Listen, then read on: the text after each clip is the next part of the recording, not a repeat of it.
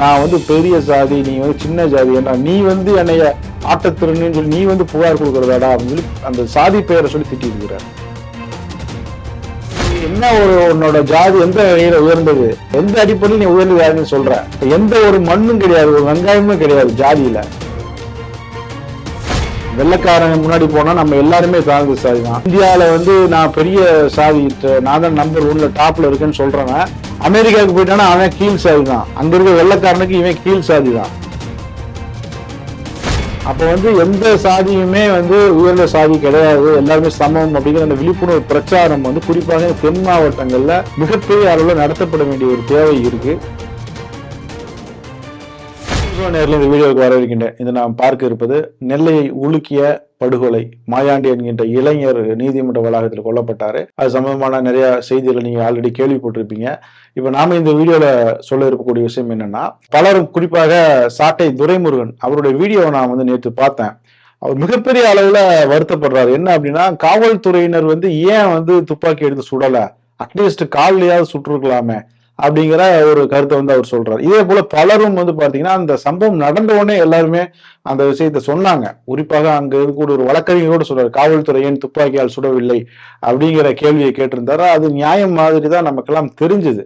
ஆனா இந்த சம்பவத்தினுடைய முழு பின்னணி என்ன அப்படின்னு நம்ம பார்க்கும்போது, காவல்துறை அந்த இடத்துல கொஞ்சம் நிதானமாகத்தான் நடந்திருக்கிறார்கள் அப்படிங்கிற விஷயம் வந்து நமக்கு தெரிய வருது. அவர்கள் வந்து அந்த படுகொலையை தடுத்திருக்க வேண்டும் அப்படிங்கிறதுல எந்த மாற்று கருத்தும் இல்லை. அவங்க வந்து எப்படியாவது அந்த கொலையை தடுத்து இருக்கணும் தான்.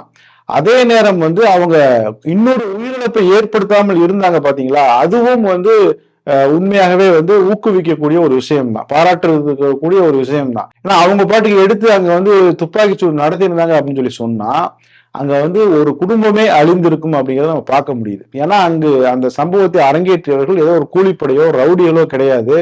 அந்த நபரால் யார் கொல்லப்பட்டாரோ அவரால் பாதிக்கப்பட்ட அந்த குடும்பத்தை சேர்ந்தவர்கள் தான் இந்த தாக்குதல் நடத்தியிருக்கிறாங்க அப்படிங்கிறத நம்ம பார்க்கும்போது, காவல்துறை அந்த இடத்துல நிதானமாகத்தான் செயல்பட்டு இருக்கிறாங்க அப்படிங்கிறத நம்ம புரிஞ்சுக்க முடியுது.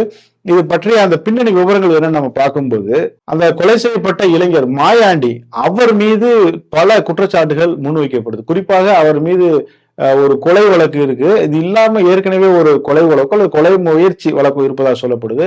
அது மட்டும் இல்லாம ஒரு வன்கொடுமை, பெண்களுக்கு எதிரான வன்கொடுமை வழக்கும் அவர் மீது இருப்பதாக சொல்லப்படுது. அவர் வந்து ஒரு ப்ரொஃபஷனல் ரவுடியை போல் அவர் செயல்பட்டு வந்தார், சுற்றி கொண்டு வந்தார் அப்படின்னு சொல்லி அவர் மீது குற்றம் சுமத்தப்படுது. இப்ப இவரால் பாதிக்கப்பட்ட ஒருவர் தான் கீழநத்தம் வடக்கூர் அப்படிங்கிற பகுதியைச் சேர்ந்த ராஜாமணி. இந்த ராஜாமணி அப்படிங்கிற இளைஞர் அவர் வந்து எம்ஏ பட்டதாரி, எம்ஏ படிச்சு முடிச்சுட்டு கவர்மெண்ட் வேலைக்காக அவர் ப்ரிப்பேர் ஆகிட்டு இருக்கிறார். அவர் வந்து பாத்தீங்கன்னா அந்த பகுதியில திமுக சார்பாக அந்த வார்டு எலெக்ஷன்ல நின்று அவர் ஜெயிச்சிருக்கிறாரு. துணை ஊராட்சி மன்ற தலைவராக இருந்ததாகவும் வந்து சொல்லப்படுது. அதே போல ஈவினிங் டைம்ல வந்து அங்க இருக்கக்கூடிய மாணவர்களுக்கெல்லாம் வந்து குழந்தைகளுக்கெல்லாம் பாடம் சொல்லி கொடுக்கக்கூடிய அந்த வேலையும் அவர் வந்து செஞ்சுட்டு வந்திருக்கிறாரு. அவருக்கு திருமணமாகி ஒரு கை குழந்தையும் வந்து இருக்குது. அவருடைய மனைவியும் பாத்தீங்கன்னா ஒரு எம்இ பட்டதாரியாக இருக்கிறார். இந்த ராஜாமணியினுடைய தந்தை அப்படின்னு நம்ம பார்க்கணும், அவர் வந்து ஒரு ஆடு மேய்க்கக்கூடிய ஒரு தொழிலாளியாக, அவர் விவசாய கூலி தொழிலாளியாக இருந்திருக்கிறார். ஆனாலும் கூட அவர் வந்து தன்னுடைய மகன் ராஜாமணியை வந்து எம்ஏ வரைக்கும் படிக்க வச்சிருக்கிறாரு. இன்னொரு மகன் ராஜாமணியோட சகோதரர் ஒருத்தர் இருக்கிறார். அவர் பார்த்தீங்கன்னா அவரும் வந்து எம்ஏ வரைக்கும் படிச்சிருக்கிறார். அப்போ வந்து ஒரு ஒடுக்கப்பட்ட பிரிவை சேர்ந்தவர்கள், அப்படி இருந்தும் கூட ஒரு பொருளாதாரத்துல பின்தங்கிய ஒரு நிலையில இருந்தும் கூட அவங்க வந்து கல்வியில வந்து எந்த விதமான பின்னடைவும் இல்லாம மிகப்பெரிய அளவுல கல்வி கற்று அடுத்த கட்டத்தை நோக்கி அவங்க நகரக்கூடிய ஒரு இதுல இருந்திருக்கிறாங்க. இந்த சூழல்ல தான் இப்ப இந்த கொலை செய்யப்பட்ட மாயாண்டி அப்படிங்கிற அந்த இளைஞர் அவர் வந்து என்ன செஞ்சிருக்கிறாரு, இந்த ராஜாமணியினுடைய தந்தை வளர்த்து வந்து ஒரு ஆட்டை அவர் திருடியதாக ஒரு குற்றம் சுமத்தப்படுது. அப்ப இந்த ராஜாமணி குடும்பத்தினர் என்ன செய்யறாங்க, தெக்கூர், அதாவது தெக்கூர் அப்படிங்கிறது இந்த கொலை செய்யப்பட்ட மாயாண்டி அவருடைய ஊரு. தெக்கூர் தான் வந்து என்ன செய்யுமா, அந்த ஊரினுடைய நுழைவு வாயில்ல இருக்கக்கூடிய ஒரு ஊர் தெற்கூர். இந்த தெற்கூரை தாண்டி தான் என்ன செய்ய முடியும், தேவேந்திர குல வேளாளர் சமூகத்துக்கு அதிகமாக வசிக்கக்கூடிய வடக்கூர் பகுதிக்கு அவங்க வந்து செல்ல முடியும். அதனால வந்து என்னன்னா அந்த இடத்துல வந்து ஒரு செக், ஜியாகிரபிக்கலா ஒரு செக் வந்து அந்த ஒடுக்கப்பட்ட மக்களுக்கு இருக்கு. இவங்க வந்து எதுவுமே தன்னிச்சு ஏதாவது செஞ்சிட முடியாது. ஏதாவது ஒரு பிரச்சனை அப்படின்னு சொல்லி சொன்னா அவங்க அந்த ஊரை தாண்டி தான் நகர்ப்புறத்துக்கு போக முடியும் அப்படிங்கிற மாதிரி ஒரு லேண்ட் லாக்குடா வந்து அவங்க வந்து இருக்கிறாங்க அப்படின்னு சொல்லி சொல்லப்படுது. இந்த சூழ்நிலை பார்த்துட்டு இந்த மாயாண்டி என்கின்ற இளைஞர் என்ன செய்யறாரு, அந்த ராஜாமணி குடும்பத்தினர் ஒரு ஆட்டை வந்து திருடிட்டு போறாரு. அப்ப அது சம்பந்தமா அந்த குடும்பத்தினர் போய் அங்க போய் தெக்கூர் மக்கள்கிட்ட போய் அந்த ஊர் பெரியவர்கள்ட்ட போய் கம்ப்ளைண்ட் பண்றாங்க. இந்த மாதிரி ஆட்டை திருடிட்டா அவங்க வந்து என்ன செய்யறாங்க, அந்த இளைஞரை வந்து கண்டிச்சு இனிமேல் இந்த மாதிரி செய்யக்கூடாது அப்படிங்கிற மாதிரி கண்டிச்சதாக சொல்லப்படுது.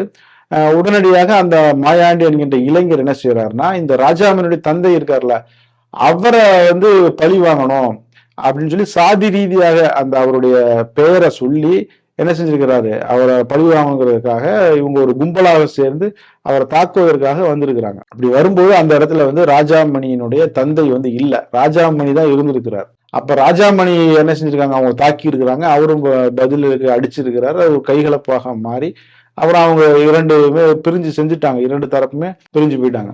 அதற்கு பிறகு இந்த மாயாண்டி அப்படிங்கிற அந்த இளைஞர் அவருக்கு வந்து ஆத்திரம் அடங்காம என்ன செய்யறாரு, ஆயுதங்களை கொண்டு வந்து ராஜாமணியை வந்து வெட்டி படுகொலை செய்யறாரு. 2023ஆம் ஆண்டு இந்த சம்பவம் வந்து நடக்குது. ஆகஸ்ட் மாசத்துல நடக்குது. இப்ப என்ன ஒரு பெரிய கேள்வி அப்படின்னா, கிட்டத்தட்ட ஒரு ஆண்டு தான் நடந்திருக்கு இந்த கொலை நடந்து. ராஜாமணி அப்படிங்கிற இளைஞர் எந்த விதமான தவறுமே அவர் செய்யல. அவர் வாட்டுக்கு படிச்சுட்டு அரசாங்க வேலைக்காக ட்ரை பண்ணிட்டு இருக்கிறாரு. ஒரு நல்ல குடும்பம், கல்யாணமாகி மனைவி இருக்கிறாங்க, ஒரு சின்ன குழந்தை இருக்குது. அவருடைய வேலையை அவர் பார்த்துட்டு இருக்கிறாரு. இந்த சூழல்ல பாத்தீங்கன்னா அவர் படுகொலை செய்யப்படுறாரு. அதுவும் சாதி ஒரு ஆணவத்தோடு, நான் வந்து பெரிய சாதி, நீ வந்து சின்ன ஜாதி, ஏன்னா நீ வந்து என்னைய ஆட்டத்திறன்னு சொல்லி நீ வந்து புகார் கொடுக்கறதாடா அப்படின்னு சொல்லி அந்த சாதி பெயரை சொல்லி திட்டி இருக்கிறார். இப்ப அந்த எவ்வளவு ஆதிக்க அந்த மனப்பான்மை பாருங்க, எவ்வளவு ஜாதி வெறி பாருங்க. என்ன அப்படி என்ன ஒரு உன்னோட ஜாதி எந்த வகையில உயர்ந்தது, என்ன அப்படி நீ வந்து செஞ்சுட்ட அப்படின்னு சொல்லி கேட்க முடியும். என்ன எந்த அடிப்படையில் நீ உயர்ந்த ஜாதின்னு சொல்ற அப்படின்னு நம்ம வந்து கேட்க முடியும். அப்ப எந்த ஒரு மண்ணும் கிடையாது, ஒரு வெங்காயமும் கிடையாது ஜாதியில. ஆனா வந்து அந்த ஒரு மனப்பான்மை அந்த பகுதியில நெல்லையில தொடர்ந்து இருந்துட்டு வர்றதை நாம வந்து பார்க்க முடியுது. அந்த ஒரு ஆதிக்க மனப்பான்மையோட அவரு அந்த ஒரு இளைஞரை அநியாயமாக வெட்டி படுகொலை செய்கிறாரு. அவரை வந்து இப்போ காவல்துறை என்ன செய்வாங்க, அவரை அரெஸ்ட் பண்ணி கொண்டு போய் கோர்ட்ல தான் நிறுத்துவாங்க. நீதிமன்றம் என்ன செய்யணும், இது மாதிரியான நபர்களுக்கு எப்படி உடனே விடுதலை கொடுத்தாங்க, எப்படி உடனே ஜாமீன் கொடுத்தாங்கிறது தான் பெரிய கேள்வியா இருக்கு. 1 வருஷம் தான் ஆயிருக்கு, எப்படி விடுதலை கொடுத்தாங்க? இதே போல இவங்க வந்து எல்லாருக்குமே அப்படி விடுதலை கொடுப்பாங்களா? எல்லா வழக்குகளிலும் இப்படிதான் அவங்க செய்யறாங்களா அப்படிங்கிற ஒரு கேள்வியும் இருக்கு. இப்போ ஒடுக்கப்பட்ட சமூகத்தை சேர்ந்து எந்த தவறுமே செய்யாத ஒருத்தர், அவரை வந்து ஒருத்தன் கொலை பண்றான், கொலை பண்ணி 1 ஆண்டுகளுக்குள்ளேயே அவனுக்கு வந்து எப்படி ஜாமீன் வந்து கொடுக்குறாங்க? இப்படி எல்லாருக்கும் அவங்க இந்த சலுகைகள் வந்து கொடுத்துட்டு இருக்கிறாங்களா? இல்ல இறந்து போனவர் ஒடுக்கப்பட்டவருங்கிறதுனால இப்படி நடக்குதா அப்படிங்கிற பல கேள்விகள் இருக்கு. கோயம்புத்தூர்ல குண்டு வெடிப்பு வழக்கு அல்லாத வழக்குகள் இருக்குது, குண்டுவெடிப்பு அல்லாத கொலை வழக்குகள் இருக்குது. இந்த கொலை வழக்குகள்ல சம்மந்தப்பட்டவங்க கைது செய்யப்பட்டு கிட்டத்தட்ட 27 வருஷம் ஆயிடுச்சு. இவங்க என்னைக்கு கைது செய்யப்பட்டாங்களோ அதற்கு பிறகு இப்போது வரைக்கும் அவர்களுக்கு ஒரு நாள் கூட ஜாமீன் வந்து கொடுக்கப்படல. குறிப்பாக ஒரு கொலை நடந்துருச்சு, அதுல வந்து சில பேரை கைது பண்றாங்கன்னா என்ன செய்வாங்க, ஒரு குறிப்பிட்ட வருஷத்துக்கு பிறகு ஜாமீன் கொடுப்பாங்க. அதுக்கு பிறகு தண்டனை வந்து கொடுப்பாங்க. அவங்க தண்டனையை அனுபவிக்கும் போது அவங்க மேல்முறையீடு செய்வாங்க தீர்ப்பை எதிர்த்து. அப்பவுமே அவங்களுக்கு ஜாமீன் உண்டு. அதற்கு பிறகு ஒரு ஹைகோர்ட்ல ஒரு ஜட்ஜ்மெண்ட் வருதுன்னு வைங்களேன், அவங்களுக்கு தண்டனை உறுதி செய்யறாங்கன்னா அவங்க உள்ள போயிடுவாங்க. திரும்பி சுப்ரீம் கோர்ட்ல போய் அவங்க ஜாமீன் வேணும்னா திரும்பி ஜாமீன் கொடுப்பாங்க. இப்படி பல ஸ்டேஜஸ் இருக்கு. ஆனா இந்த எந்த ஸ்டேஜஸுமே இந்த கோயம்புத்தூரை சேர்ந்த கொலை வழக்குகளில் ஈடுபட்டவங்களுக்கு கொடுக்கப்படல.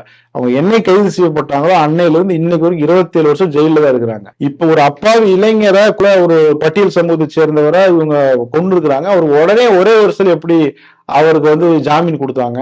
அப்படி இந்த SC ST வன்கொடுமை தடுப்பு சட்டத்துல ஒரு பிரிவு என்னன்னா 10 மாசத்துக்குள்ள கேஸவே முடிக்கணும் அப்படிங்கிற பிரிவு இருப்பதாக எல்லாம் சொல்லப்படுது. அப்படி இருக்கும்போது கேஸ 10 மாசத்துல முடிக்கலாம்னு பரவாயில்ல, எப்படி உடனே இவரை வந்து ஜாமீன் கொடுத்து இவர் வெளியில வந்தார் அப்படிங்கறதுதான் கேள்வி. இப்ப சாட்டை துரைமுருகன்லாம் என்ன சொல்றாருன்னா, ஏன் வந்து சுடல, ஏன் கொலையாளிகளை சுடல, ஏன் கொலையாளிகளை சுடலன்னு கேட்கிறாரு. அப்ப அவருடைய நோக்கம் என்ன, ஏற்கனவே ஒருத்தர் இறந்துட்டாரு, பழி வாங்குறதுக்கு குடும்பத்தினர் வராங்க, எல்லாத்தையும் சுட்டு கொண்டுட்டு ஒரு குடும்பத்தை அழிச்சிடணும், அந்த ஒரு குற்றவாளி காப்பாற்றணும்னு அவர் சொல்ல வராதா அப்படிங்கிற கேள்வி எழுது. அவர் குற்றவாளியாக இருந்தாலும் அவருக்கும் சட்ட அடிப்படையில அவர் உயிர் பாதுகாக்கப்படணும் அப்படிங்கிறதுல எந்த மாற்று கருத்தும் இல்லை. அவருக்கு வந்து உரிய தண்டனை வழங்கப்பட்டிருந்தா அந்த குடும்பத்தினர், அவர் சிறைச்சாலையில் அவர் வைக்கப்பட்டிருந்தா இந்த சம்பவமே நடந்திருக்காது அப்படிங்கிறத நாம வந்து பார்க்க முடியுது. எனவே தென் மாவட்டங்கள்ல வந்து இந்த சாதி படுகொலைகள் அப்படிங்கிறது தொடர்ச்சியாக நடந்துட்டு இருக்கு. அதற்கான தீர்வுகளை அந்தந்த சமூகத்தை சேர்ந்த தலைவர்கள், மனித உரிமை ஆர்வலர்கள், முற்போக்குவாதிகள்லாம் தொடர்ந்து வச்சுக்கிட்டு தான் இருக்கிறாங்க. குறிப்பாக ஒரு தவறு செஞ்சுட்டாருன்னா அவரை வந்து கைது செய்யறதுல இருந்து அவருக்கு வந்து ஜாமீன் கொடுக்கலாமா கூடாதா, அந்த வழக்கை எத்தனை நாளைக்குள்ள வந்து முடிக்கணும், இந்த மாதிரியான சம்பவங்கள் தொடர்ந்து நடைபெறாமல் இருப்பது, விழிப்புணர்வு பிரச்சாரங்களை மேற்கொள்ளணும். நீ உயர்ந்த சாதி தாழ்ந்த இதெல்லாம் ஒண்ணும் கிடையாது, எல்லாமே மனுஷன்தான். வெள்ளைக்காரன் முன்னாடி போனா நம்ம எல்லாருமே தாழ்ந்த சாதி தான். இங்க வந்து இந்தியாவில வந்து நான் பெரிய சாதி, நான் தான் நம்பர் 1ல டாப்ல இருக்கேன்னு சொல்றவன் அமெரிக்காவுக்கு போயிட்டானா அவன் கீழ் சாதி தான். அங்க இருக்க வெள்ளைக்காரனுக்கு இவன் கீழ் சாதி தான். அப்ப வந்து எந்த சாதியுமே வந்து உயர்ந்த சாதி கிடையாது, எல்லாருமே சமம் அப்படிங்கிற அந்த விழிப்புணர்வு பிரச்சாரம் வந்து குறிப்பாக தென் மாவட்டங்கள்ல மிகப்பெரிய அளவுல நடத்தப்பட வேண்டிய ஒரு தேவை இருக்கு. இதெல்லாம் அரசாங்கம் வந்து இந்த விஷயத்துல வந்து ஒரு கொலை நடந்துச்சு, உடனே வந்து காவல்துறை அங்க குவிக்கிறது, உடனே வந்து இவங்க கொலை செய்தவர்கள் மீது கடும் இதெல்லாம் எந்த தீர்வையுமே தராது. தீர்வு என்ன தீர்வு தரும் அப்படின்னா, இந்த இனிமேல் இது மாதிரியான சம்பவங்கள் நடைபெறாமல் இருப்பதற்கு அரசாங்கம் மிக கடுமையான நடவடிக்கைகளை எடுக்கணும். கடுமையான நடவடிக்கைனா என்ன அப்படின்னா, விழிப்புணர்வு எவெல்லாம் சாதி பெரிய சாதி நான் கொஞ்சம் உயர்ந்தவன் சொன்னானா அந்த ஆதிக்கத்தை முடிவு கொண்டு வர்றதுக்கு அரசாங்கம் நடவடிக்கை எடுக்கணும். அதுதான் இந்த பிரச்சனைகளுக்கு தீர்வாக இருக்கும்னு சொல்லிட்டு இந்த வீடியோ முடிச்சுக்கிறேன். நன்றி.